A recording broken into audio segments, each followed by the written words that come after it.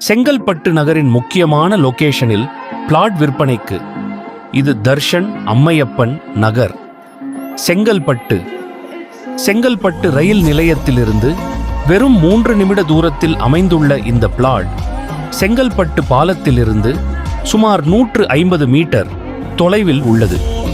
இந்த இடத்தை சுற்றி பள்ளிகள், கல்லூரிகள், பேருந்து வசதி, வங்கிகள், ஏடிஎம், மார்க்கெட் மற்றும் திரையரங்குகள் என அனைத்து அத்தியாவசிய வசதிகளும் அருகிலேயே உள்ளன.